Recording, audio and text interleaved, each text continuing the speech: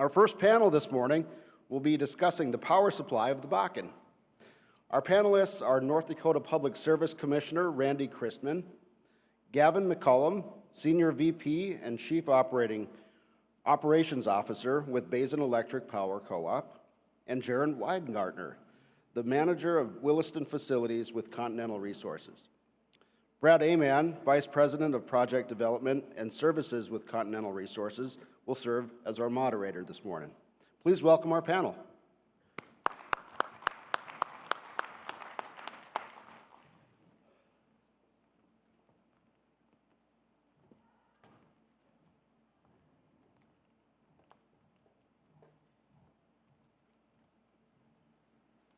Okay, well, thanks, Brady. Like I say, I'm Brad Aman with Continental Resources out of Oklahoma City, and also chairman of the Bakken Power Use Committee for the NDPC. So Randy here will be our first speaker. He's a commissioner with the Public Service Commission here in North Dakota and is current chairman. He's a native of Hazen, North Dakota, graduate of NDSU. He brings a background of telecommunications, ag, and state government to his current job, and he's going to talk to us a little bit about Bakken power concerns. After that, Gavin with Basin Power Electric Co-op, he's going to talk about this Bakken power supply in general. He's a native of Kansas, mechanical engineering graduate from NDSU once again, and also has a master's in systems management from USC. He's been with Basin since 1989. Next will be Jared Weingartner with Continental. He is a native of Oklahoma and a chemical engineering graduate from OU, or University of Oklahoma. 15 years of experience in industry. He's been with Continental since 2021. And he's going to talk a little bit about a power generation project that Continental is doing in conjunction with Basin and Montreal Electric. So, Randy, all yours. Well, thanks, Brad. And I think to kind of kick it off, when it comes to power supply, I just want to give you a few generalities about the power supply in general right now that I think are often misunderstood. Historically, the power usage in our country has been very stable. And that kind of surprises a lot of people because of all the electrification. People tend to think it's been growing. But the fact is that technology has been keeping up with growth. We've had technology, things like LED bulbs, better insulation, improved appliances and such. And so it's basically stayed even. So looking at big growth is kind of a new concept all of a sudden. And so now we got to figure out when all of a sudden we're going to have dramatic growth in the electric usage, is that something we should be embracing or resisting? And I think history gives us a pretty good lesson in that regard, because people asked the same question centuries ago with the Industrial Revolution, and 3/4 of a century ago with rural electrification, and with the internet, and more recently with the shale revolution. And every time the answer is that these new technologies tend to make society better. But embracing the new concepts doesn't mean that we just go into them without using any caution. And that, I think, is the key thing here. And in the case of electricity, proceeding with caution means using something that I think causes a lot of us to cringe sometimes, and that is regulation. The electric industry, I think the operational side of the electric industry probably is more regulated than most other industries, and it's for good reason. It's an essential element. To me, in the 21st century, electricity is as important as food and water and shelter. It is an essential element. It's also a very unique thing because it can't be stored.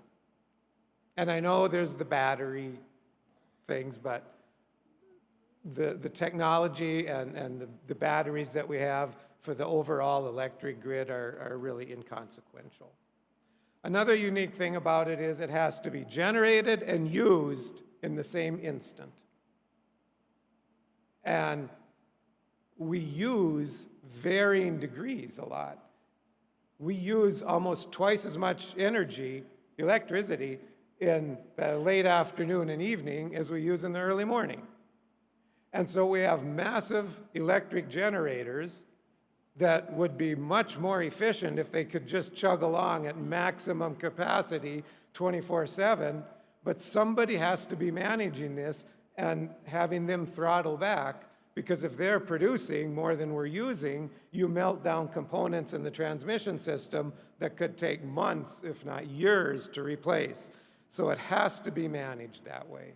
And then our generation is very variable too, because we have these large efficient generators, but when they need maintenance, it takes a big chunk out of our generation capability. So it's essential, electricity is essential for our quality of life, for having a strong economy, and I would say life in general. And luckily, to meet that, North America has a wonderful electric grid. I've heard others describe it as the greatest machine that's ever been created. And I agree with that assessment. But the greatest machine that's ever been devised deserves to be managed well and maintained well, which is exactly what we're not doing.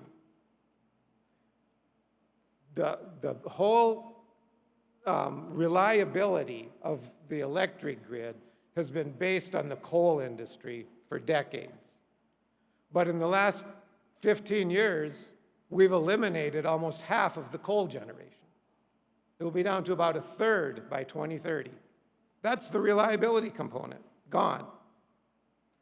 There just are no free market mechanisms out there that encourage reliability of the electric system. We have these markets run by the RTOs. I'll get into that a little more in a minute, but I tend to refer to them as cabals because they're not free and fair markets, but it is the markets that we have for electricity. And they promote the cheapest source of electricity at any given moment at the expense of the reliability sources of electricity. So now, as for these new growing demands, which are essentially crypto and data processing centers, I certainly understand the enthusiasm behind it. There's a lot of potential great benefits. For utility companies, especially a utility that doesn't generate their own electricity, like a distribution cooperative, this is a fantastic opportunity. With just the slimmest of margins per kilowatt hour, it can completely change the financial picture of a utility with one of these big loads. For the communities where they set up, there's some good job opportunities involved. And for the oil and gas industry, especially the North Dakota oil and gas industry, this could potentially be just a phenomenal enhancement because it might allow for the ability to produce a lot more oil without causing flaring problems and without needing to build interstate pipelines. But right now you're probably thinking, well, this sounds wonderful. Let's roll out the red carpet, maybe provide some incentives and get all of these into North Dakota that we can get. But remember, electricity works different than most other commodities and markets. So we have to do some things differently.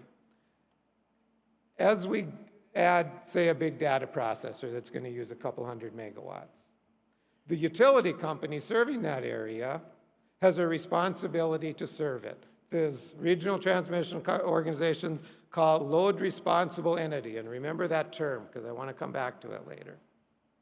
That load responsible entity, when I said they have a responsibility to serve that load, I chose the word responsibility for a reason. It's not an opportunity, it is a responsibility. So as a utility company, as their load growth occurs, they have to add generation. The regional transmission organizations make them have as much generation as their peak load, plus a reserve margin for reliability concerns. And so as they grow incrementally, they might add a little peaking plant here or there. They might buy some capacity from another company. Renewables don't help a lot because they're unreliable. They don't add much capacity. But after a period of growth, there comes a time where you have to add the big baseload plant. What Basin has proposed that I'm really excited about for right here in the oil patch. But those cost billions of dollars. And the utility company will then put that cost into their rate base, and they will recover that cost from the customers, from all of the customers, not just the customers that caused the need for the new power plant. They'll recover it from all of the customers.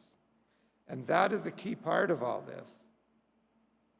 Now, some of you are probably thinking, Randy, you're wrong, because I have heard that some of these new data processes are going to build and own their own generation. So they'll buy up our natural gas, they'll create the new jobs, and they'll have their own generation, so they won't have any negative impacts on the grid. And if that is what they intend to do, we call it operating off the grid. If that's what they intend to do, I find it very promising and appealing. But I'm also very skeptical because I don't think that's what they intend to do. The reason I'm skeptical is, for one thing, most of these tech companies don't have experience operating a large electric generation plant. I don't know if they understand that they need to have a lot more generation necessarily than what their capacity is, because sometimes part of the generation will be down for maintenance. I don't know in the case of natural gas generation whether they realize that at least most of the new natural gas generation has limits from EPA on how many hours a year they can run. So I think what they're really, and by the way, then along the way, I often hear another benefit to adding these, and that is in the times when the rest of the grid is struggling with a shortage of capacity, they might have extra so they can actually help out. And that's what really causes my skepticism, because as wonderful as it sounds, if they can help out the grid in a time of need, that means they're not off the grid. That means they're interconnected. And that means that utility, remember the load responsible entity, they have a responsibility to serve that load if their generation fails. Which means they may have to set up a new power plant to serve a load that has their own power plant. And so most of the time the new one will set idle, but when the other one goes down, it's available. And if there is no oversight over these agreements, we can't be sure that that's not what is going to end up happening. And so it is really a situation that needs some managing. So as I'm imagining them wanting to operate, if they're going to be able to sell back into the grid as an independent power producer, that is usually called operating behind the meter. And behind the meter is a concept that I think came about in the 70s under Jimmy Carter, kind of a feel-good thing where people wanted to have a little turbine or a little solar panel in their garage in order to make it pay off. They set up this requirement that the utility has to buy their electricity, usually at retail price. And it hasn't really mattered all these years because we're talking a few kilowatts. But now we're talking hundreds or thousands of megawatts. And it's going to make a huge difference. And so the whole, if they're operating behind the meter instead of off the grid, it means they get the best of both worlds. They get to produce their own energy when they want to, but someone else, the rest of the customer base, is responsible to provide them energy when they don't want to produce their own. North Dakota, large data centers and crypto farms paint the perfect picture of this. We had one come in, they came to the PSC, they were operating down in Texas. They wanted to come to North Dakota, and they had a plan to build a facility over near Jamestown. But the first thing they told us was they would only come to North Dakota if they could be served by a utility that is regulated by the PSC because they like the way we do business. And so they're served by Otter Tail Power. They subsequently built another unit down by Ellendale. That one's served by Montana Dakota Utilities. They have a second unit under construction there at Ellendale. Just the first one is producing enough benefits for MDU customers that it is noticeable on every one of our bills. And there's two reasons for that. One is they set up in an area that had excess energy because there was transmission constraints there. So they get cheap power. And we had a second look at that to make sure they were setting up in a good spot, both at Jamestown and Ellendale. The other thing was, because they're a regulated utility, these large users, they get a special rate. They don't pay the same amount per kilowatt hour as we do at our house or at our oil pad. We had a chance to overlook that rate because they're regulated by us to make sure this wasn't a sweetheart deal between the crypto facility and the utility, that this was actually good for the whole rate base. Now, outside, so that one's providing benefits to everybody every month.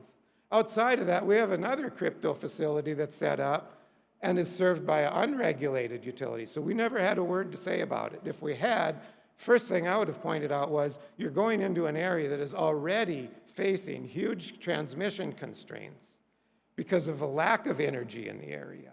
And that's going to be a problem. We also never had any look at the rates they're being charged to see how it impact other customers. Well, they're not served by MDU, obviously, since we didn't get a look at it, but MDU has facilities in the area, so they share transmission through the Regional Transmission Organization, and they get charged transmission costs. That crypto facility, just the MDU side that I get to see as a regulator, that is costing every one of our MDU customers across the state. As a matter of fact, it's costing about 3 or 4 times as much every month as what the one at Ellendale is benefiting us.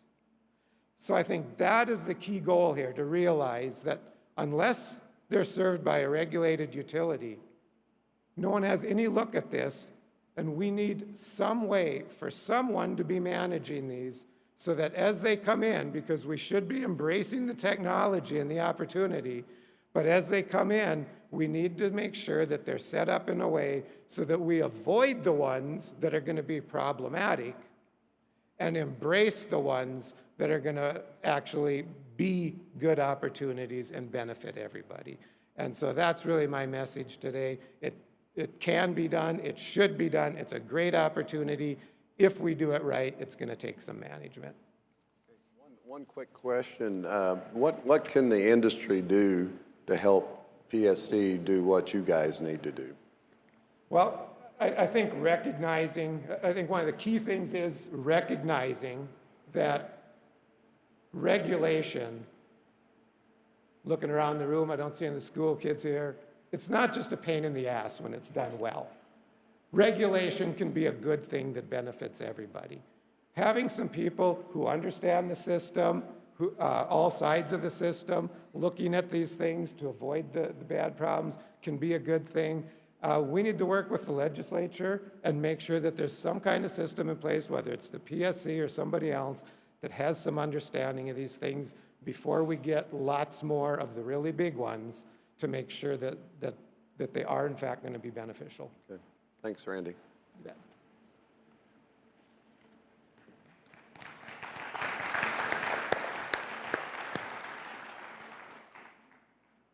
Well, good morning. My name is Gavin McCollam. I work for Basin Electric in Bismarck, North Dakota. Just have a few slides. I noticed there was a lack of slides yesterday, so I'm going to make up for it all in about 15 minutes. We talk about the power supply in the Bakken from the Basin Electric perspective. Just a couple preliminary slides. On the left of this slide, you see kind of Basin Electric service territory. So we serve our owner members in 9 states. On the right is just a series of boxes that kind of show of all of our members, all of our states, what percentage of each product in the country that they produce. So Basin is a big part of all the folks in this part of the region that feed and fuel our nation. We have 140 member cooperatives throughout the 9 states. The 2 that are the most prominent in our membership and the 2 that you're probably very familiar with are Montreal Williams in Williston and McKenzie Electric right here in Watford City. This slide shows our portfolio of generation. We pride ourselves over the past decades of being an all of the above energy provider, and this slide, especially down at the bottom, kind of demonstrates that. We grew up on coal like everybody else, like Randy mentioned, and we have not shut down any of our coal plants over the years. We don't have plans to. As long as we can run them, we will. But over the past 20-some years, when we've grown, it's been primarily in natural gas and renewables. And this is an interesting slide our folks put together. It shows our peak loads, and it shows how we meet that peak load. And you can see that our peak load was set last January. I think we've recently got one in July, so it might be a little outdated. But we can meet almost all of that load with dispatchable generation, such as coal and natural gas. We rely on renewables in the market when we need to. And to Randy's point, our dispatchable generation is not always on. There's outages, unplanned and planned, that we have to work through. This shows our load growth projections starting back in 2010 all the way through 2030-some, 2040. But you can see it's been consistent over the years, and it will be consistent in the future, and it exceeds the national average. So that's a piece of the puzzle that we need to fill that in.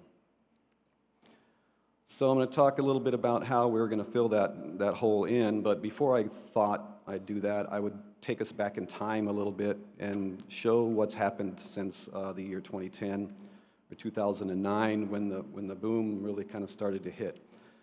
I hope you can see this as I go through time here, but this is 2009, and the only generators we had in the area were Antelope Valley and Leland Olds coal plants down in the bottom right. 2010, we added the Culbertson generation facility out in eastern Montana, about 100 megawatts. 2013, we started building in this area. You can imagine the loads were growing, and we had to put generators up as quick as we could. The quickest way to do that was to plop down natural gas generators as fast as humanly possible. So we added 1 unit in Pioneer near Williston, 1 unit in Lonesome Creek near here, 95 megawatts each. Followed it up a year later with another generator, a couple of them in Pioneer near Williston, 2014. 2015, we added on to Lonesome Creek, and then we added a 345 transmission line from AVS up to this part of the country. In 2016, we added again onto Pioneer, and we added another transmission line, 345. 2017, more transmission and more generation at Lonesome Creek. In 2018, more transmission out east of here a ways, a 230 line, or 115 line, I'm sorry. 2021, through COVID, we went ahead with adding the last unit at Lonesome Creek. 2022, Nessa to North Shore 230 transmission. And so that brings us up to kind of the present day. If you look back at all those slides and totaled up the capital spend, it's about $1 billion. So it's a pretty significant effort for a co-op to embark on. So let's talk about the future. We're working on some projects right now. In 2025, we should have commercial operation on the Pioneer expansion phase 4. We call it generation near Williston. I'll show you some slides of that. And we should also be energize the Roundup to Coomer Ridge transmission line in the Badlands, and that line will help with the congestion issue that Randy was speaking to earlier. In 2026, we should have more transmission out on the eastern part of the lake. We call that the East Loop project. It goes from Leland Olds all the way around Lake Sakakawea and up to Tandy. And when that is done, we will have a 345 loop around all of Lake Sakakawea. And then the last future project I have noted is 2027. We'll have an SPP project to add transmission to and from our Wheelock and Tandy substations up to Saskatchewan. And then 2030, we'll talk about this in a little bit too. We'll add a large generation project north of Lake Sakakawea. And those projects that I just talked about and that are coming up will cost about $4 billion. So add that up, $1 billion in the past, $4 billion coming up, it's $5 billion if my math is right. And I know in the oil and gas world, $5 billion is, maybe you throw that around a little more frequently than we do in the co-op world, but it's a lot of money to our balance sheet, but it's all done in the effort of reliability for this part of the country and this industry. I wanted to give you some updates on where those projects are. We get questions often on how things are going, so I thought it'd be a good opportunity to walk through them. These are the 3 projects that we're active on right now. I talked about Roundup to Cooma Ridge and the Leland Olds to Tandy, or East Loop, and then the Saskatchewan projects. We'll talk about those in succession. Roundup to Cooma Ridge is a important project. It's got about 33 to 35 miles of transmission line, but it has about 88 miles of access roads. So you can imagine that it's very difficult to reach that line through the Badlands, and that's why. It's just tough country you all know that, it's tough country to do anything, especially route transmission lines. The project is going very well. Here's some photos of the construction. You can see the helicopters loading the structures, so it's not your everyday transmission line by any means. I should point out that we had some great cooperation. We had if I go back a slide and I show you the route that we went through, you can hardly see it, but it's a very challenging route through not only the Badlands, but through some tribal property. And it's been a while since we've done that, gone through some tribal property, so we're a little nervous about that. I can tell you that we had great cooperation from the MHA Nation, Chairman Fox, his tribal council, Catherine Everett, and her team. And along with the cooperation of the tribe and cooperation from our local co-op, Mackenzie, we couldn't have got this project done in the time frame that we needed it. So many thanks to those folks. And this shows the schedule. We originally thought we'd get done in the spring of '25. We put that into SPP. The team has been working very, very hard to improve on that. And crossing our fingers, we hope to have that energized in November. Next project is Leland Olds to Tandy. That's what I call the East Loop project, 179 miles or so, something like that. And this is probably the most difficult project we have as far as right-of-way. There's just so many landowners across that part of the country that it just takes time to work with everybody. We do work very, very hard at relationships with our right-of-way team and the landowners, and frankly, most of them are our members, so we owe it to them. But we do it anyway, whether they're our members or not. And so we've made good progress on that. But that's of all the projects I'm going to talk about, that one probably has the most schedule risk, just due to the massive right-of-way effort. And this is the project schedule for that. You can see we're hoping to finish up 26 time frame. And if you look down at the bottom right, you'll see we're going to be doing that project basically in three construction crews in different areas to do it, work in parallel to get that work done. The Saskatchewan project from Wheelock and Tandy up to Canada, it's another right-of-way challenge, a lot of landowners, but it also has a unique aspect to it. It has a presidential permit required to cross the border. So it's been a while since we've done that. We did that back in 2000 with the CO2 pipeline, but the world has kind of changed since then, so we're working through that process now. Here's the schedule for that project.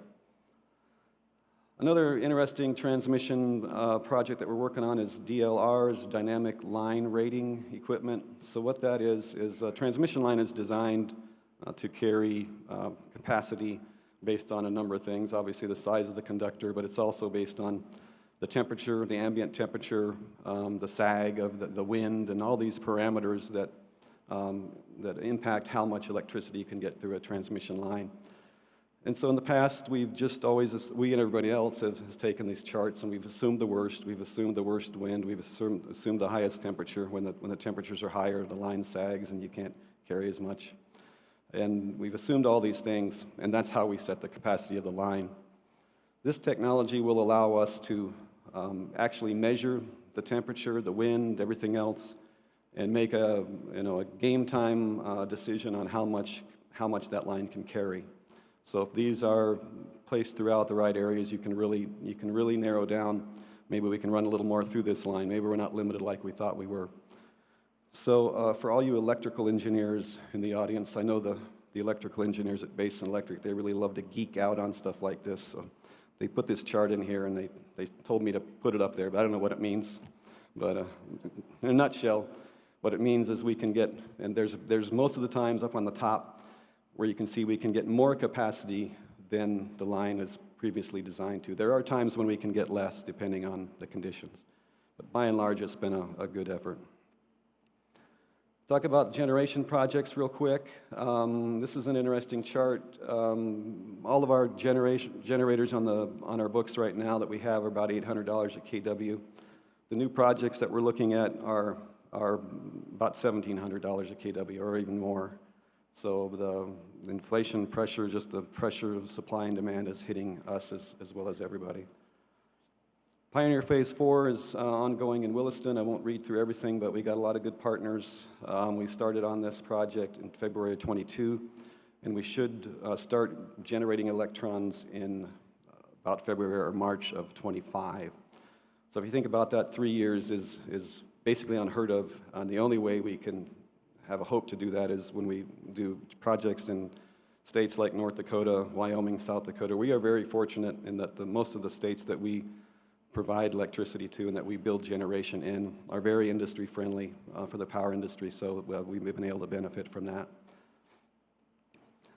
Just a couple more pictures. In the end, it's basically two separate projects. On the south side of the plant, there's a large bank of reciprocating engines. On the north side of the existing plant is two more large combustion turbines. So I told my boss it's basically like getting two projects for the price of one, and he didn't quite believe me, but it's really two projects for the price of two. Another couple photos there. Project budget's about $805 million. We should come in less than that.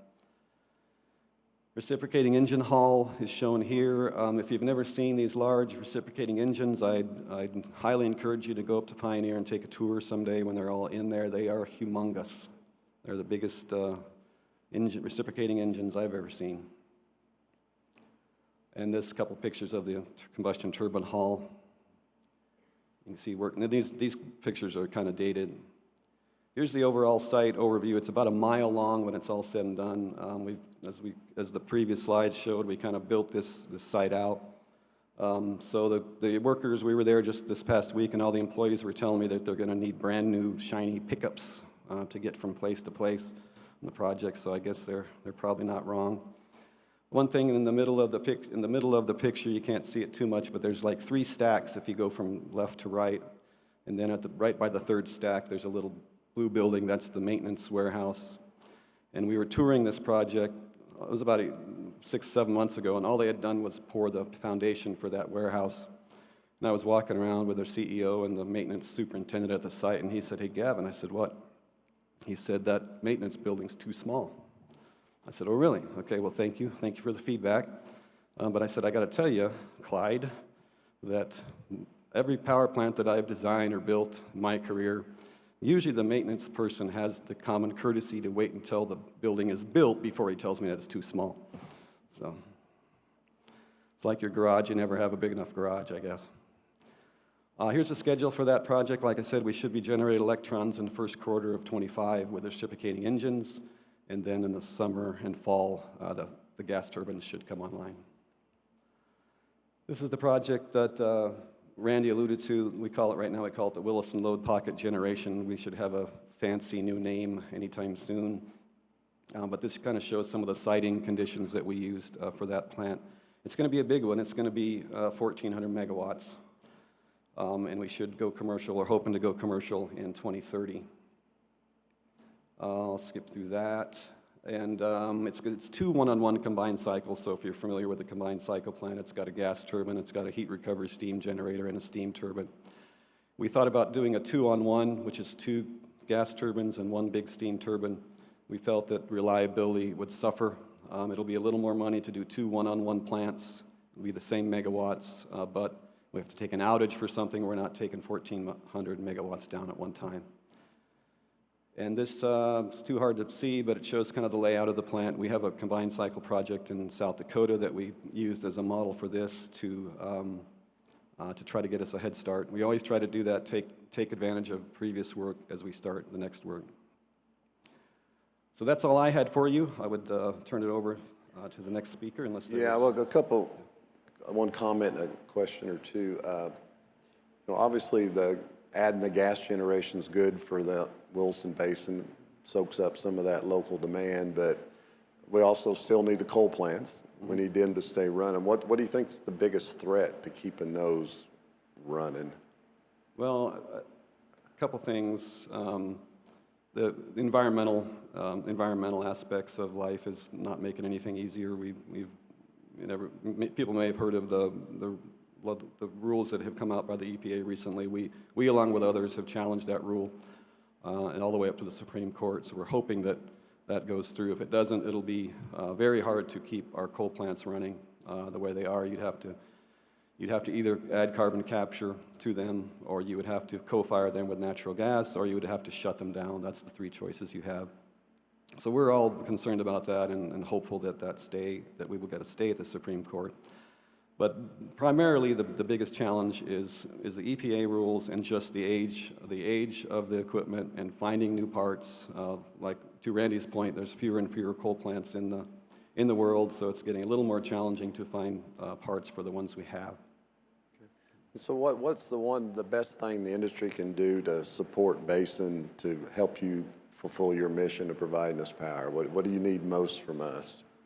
If we went back to the slide that showed the load growth, that's probably the most important one for this group. It's load growth and load, power supply planning is as much of an art as it is science, and so it's an iterative process between our membership, who has communication with you folks and their other customers. What are they going to be needing in the next several years, and having enough lead time to build things. To Randy's point and to what I mentioned before, it takes 5 years. It's going to take us 5 years to build that 1,400 megawatt plant. So the sooner we know about things, the sooner we can build that into the chart, the more help we can provide to this industry. Good. Great. Thank you. Thank you. Jared?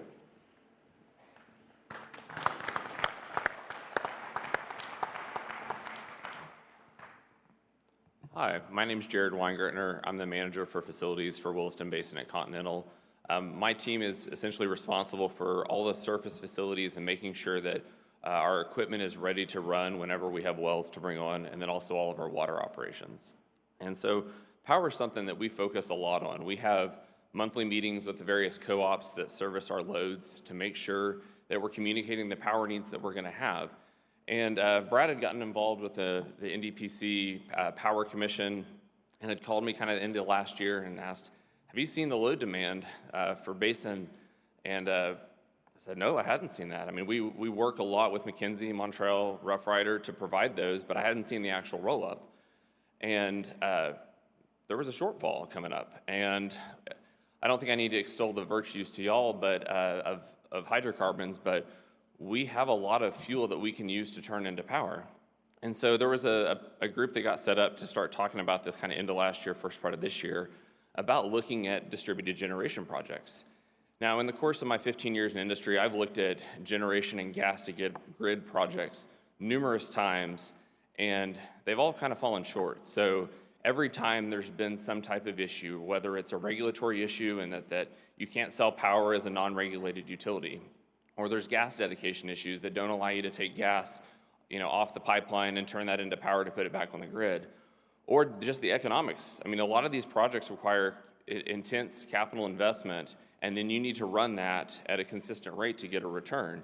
And so I think I've looked at 5 different ones across 5 different states, and I didn't tell the other Williston leadership at this time, But we started talking about this, and I'm kind of at the back of my mind saying, I don't think this is going to work. And then it turned out I was talking with Brad a little bit later, and somebody from NDPC had called him and said, I really expected my phone to blow up after that meeting with people excited to do gas to grid. And we kind of laughed. It's like, yeah, because we've been through this rigmarole before. We've looked at it, we've ran the numbers, we've looked at the regulations and the rules, and it just hasn't worked. But if there's one thing that we like to do at Continental, it's whenever we see that there's a challenge or a need, we're going to rise to the occasion. And so what I'm here to talk about is we're actually going to be doing let's make sure I'm on the right slide, a distributed generation project. We're going to set about 10 megawatts of generation on a 10-well pad coming up in second quarter of next year.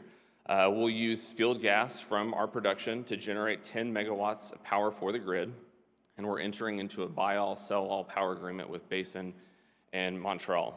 As I said, looked at quite a few of these. This is kind of the perfect confluence of events to make it work for both of us. We've got gas available. I think everybody knows there's some midstream constraints in the basin, that this will help alleviate some of that. But the other thing is that if you think about the load demand that we're putting on the grid, this allows us to meet that demand and generate power equal to or a little bit more than what we're consuming, depending on how many wells we have on at the time. So I'm really excited about this project. As I said, we've got a pretty good timeline. We've ordered the generators. We've got the transformers coming. We're working on air permitting right now. And we're targeting June 25 of next year for that to come online. So I guess some considerations that we've worked through. Obviously, I talked about the regulatory, utility, and economic hurdles that we've worked through before. I've been very thankful working with both Montreal and Basin, as well as we're looking at some things in some of our other co-op areas. But North Dakota being a very business-friendly state and allowing us to look at things like this has been very advantageous. One of the other advantages that we have is we're always permitting sites. And so we looked at our emissions inventory for the site that we have coming on, and we have the room to put those generators on there and run them. And so that's underway, and that time frame is a little bit more advantageous for us. I talked about gas dedications. This is fortunately an area that we have the ability to take that gas and use it for the benefit of the entire area that we're working.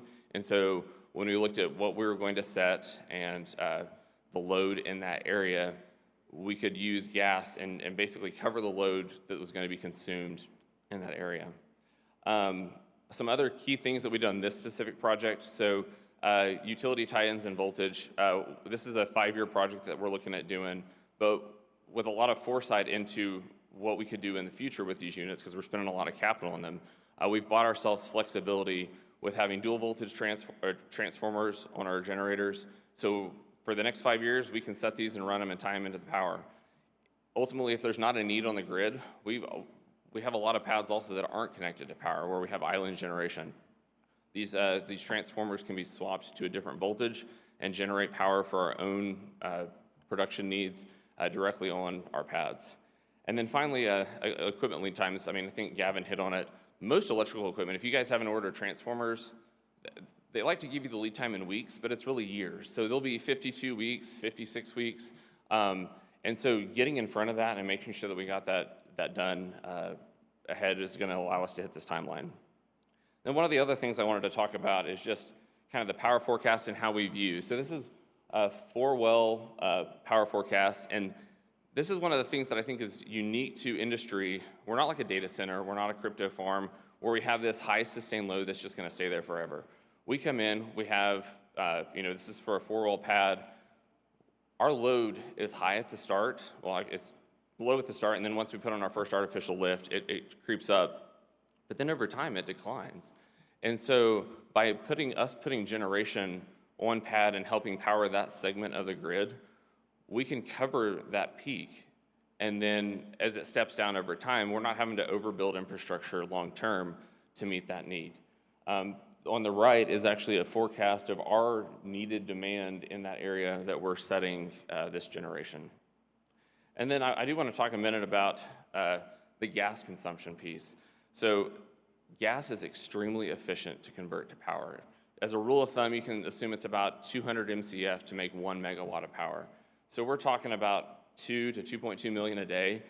that we'll be using to generate this 10 megawatts of power. So on the grand scheme of things, in terms of like debottlenecking midstream, it's not a game changer, but it does help, especially whenever you're running midstream systems near MAOP.